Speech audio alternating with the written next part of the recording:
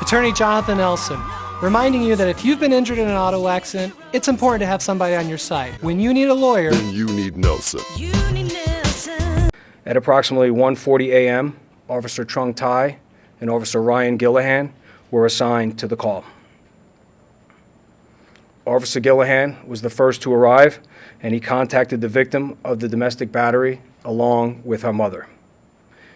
Hampton was sitting in his vehicle, which was a short distance away from the victim.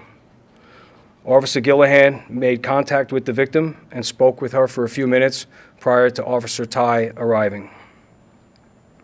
At approximately 1:49 a.m., Officer Thai arrived on the scene, and he walked over to Hampton, who was still sitting in his vehicle.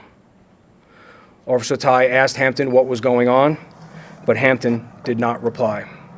Officer Thai then directed Hampton to place his hands on the steering wheel of his car. Hampton complied and placed his hands on his steering wheel, but did not say anything to Officer Thai. Hampton then looked to the passenger side of his vehicle and then removed his hands from the steering wheel. Officer Thai reached into the vehicle and attempted to gain control of Hampton's arm, but he was unable to do so, and then he told Hampton to get out of the car. As Hampton placed his vehicle in drive, Officer Thai disengaged and started to walk backwards toward his patrol vehicle.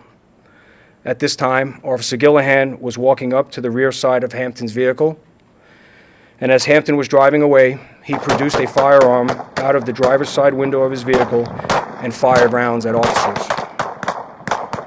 Unfortunately, one of those rounds struck Officer Thai, mortally wounding him. But even after being mortally wounded, Officer Thai was able to return fire as he laid on the ground. Officer Gillahan also returned fire as Hampton drove away. Hampton's rounds also struck his mother-in-law, who was standing next to his wife. The description of Hampton and his vehicle were broadcast on all police channels, and a short time after the shooting, Hampton was spotted by an alert patrol officer driving not far from the scene where the officer-involved shooting had occurred.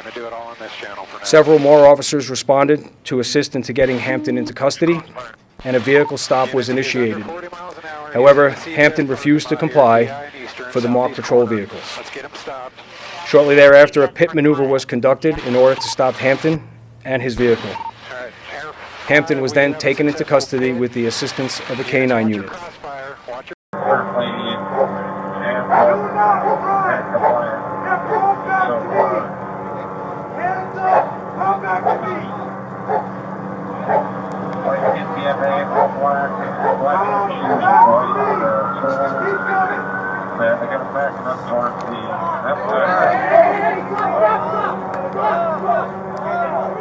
Officer Thai was transported to Sunrise Hospital by medical personnel, where he succumbed to his injuries.